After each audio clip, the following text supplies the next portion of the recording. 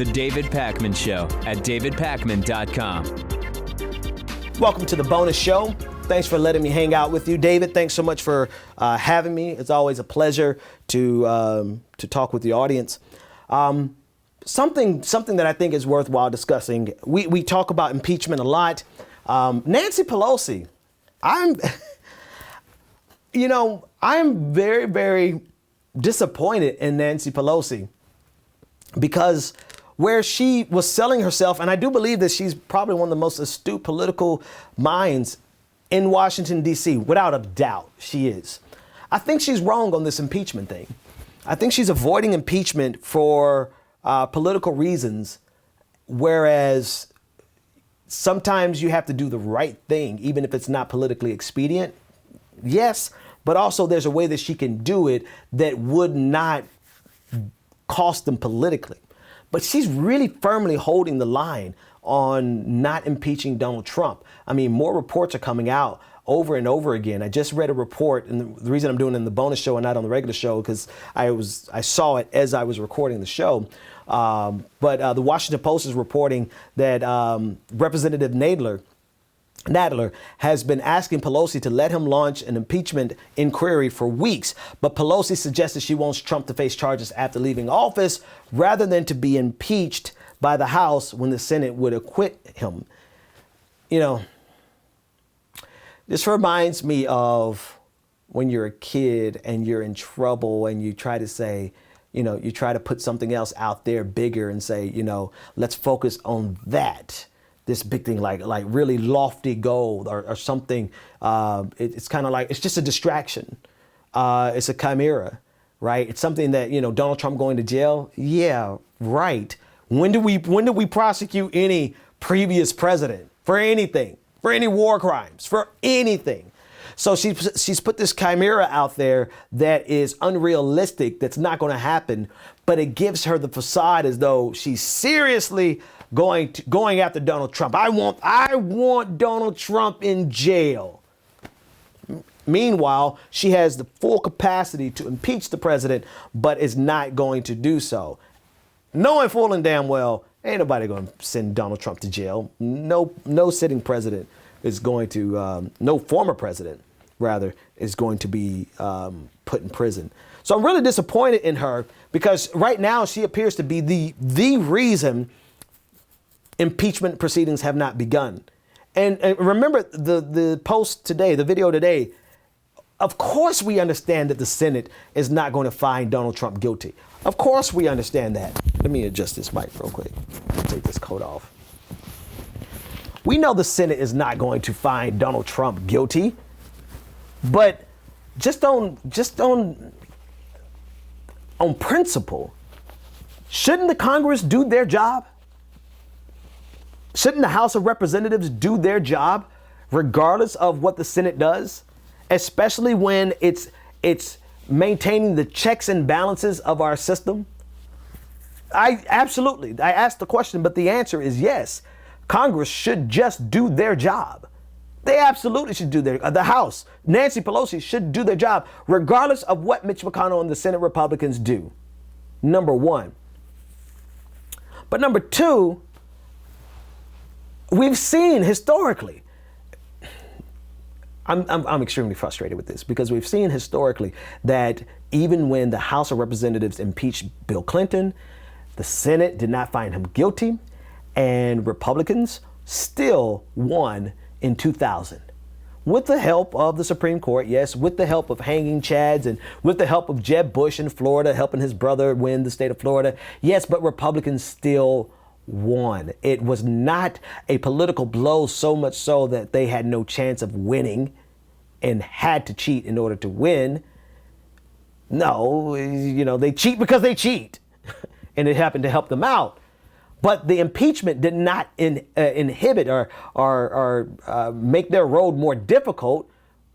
The lack of finding them guilty, finding Bill Clinton guilty in the Senate didn't cause them difficulty on the campaign trail.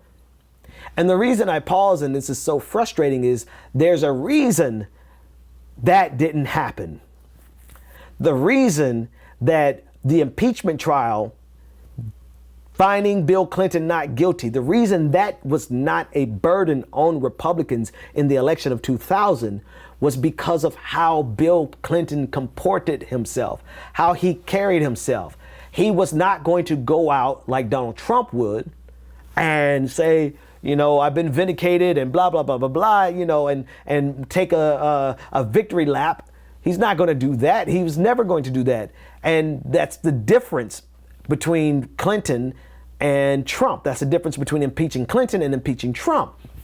What's frustrating about that is, yes, it is true, and Nancy Pelosi is right in her assumption that Donald Trump, if he is found not guilty, he will run up the scoreboard. He would run a victory lap. Yes, this is true, but this is also indicative of the problem. Democrats are just not willing to fight like Republicans. They're not. And because of that, there will always be a rightward shift in this country because Republicans, Donald Trump, Newt Gingrich, back during the Clinton time, Republicans have shown that they are willing to play a scorched earth game. They are willing to burn it all down in order to get what they want. Just to get a single political win, they will burn this entire system down. They will not give Democrats an inch. Applying that to this conversation about whether or not we should impeach, I understand that Nancy Pelosi, I'm looking at a picture of her now. I understand that you, Nancy, are afraid that Donald Trump will run up the scoreboard. He will, but the reason he can do that is because Democrats don't fight back like Republicans fight. Notice the difference in what I'm saying. Democrats won't even fight back. It's one thing to be on the offensive, but Democrats, they won't even defend themselves. Not Democratic establishment, they won't even defend themselves with the same intensity that Republicans go on the offense. And so Democrats are constantly on the defense. But when they're swinging, they won't even swing hard. They try to pretend like they are engaging in civility. They try to, always respect the norms and institutions of the Senate, of the House. They don't want to break the rules, knowing full and damn well that as soon as Republicans get in power, they're going to break the rules. They don't want to overspend the budget. They don't want to cause a deficit. They want to be, deficit hawks, knowing full and damn well when Republicans get in office, they're going to blow up the deficit and the debt. And so what we've gotten as a result of that is a series of capitulations from Democrats over the years, both in ideology, both in policy, as well as the general direction of this country. Democrats leaned and or allowed, rather, this country to be pushed to the right because they will not fight. They will not fight, and they won't fight with the intensity that Republicans fight. And so Republicans always win.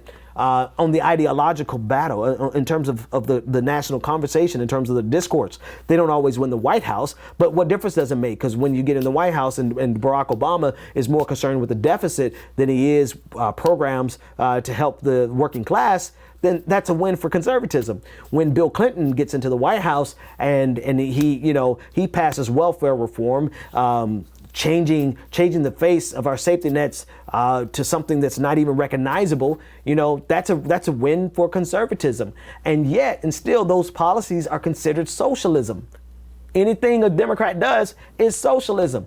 Do you see what I'm trying to paint the picture of is this asymmetrical fight that has been going on for the last 40 years. There's an asymmetrical fight that has been going on for the last 40 years that has given Republicans an advantage and has pushed us further and further and further. Look at the tax rates for corporations today. Right? I think they dropped the corporate tax rate down to 15%. It's been a minute, but if my memory serves me correct, they dropped the corporate tax rate down to 15%. Now, if any Democrat says, let's go to 16%, they're going to scream, Republicans are going to scream socialism.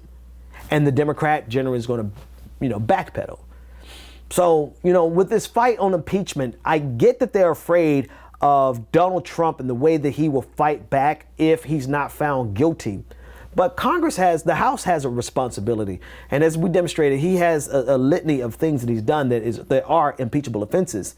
But then number two, you gotta fight dirty. You gotta be willing to fight.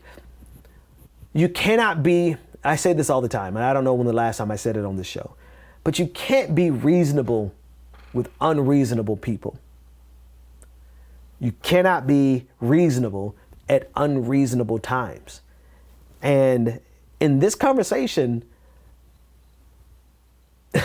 being unreasonable is basically just do your job as the House of Representatives and then fight it out in the court of public opinion.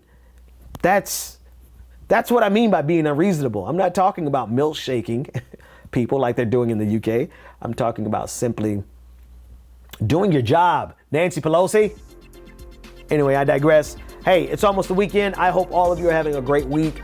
Have an even better weekend. David will be back tomorrow. I will see you next time. The David Pakman Show at davidpakman.com.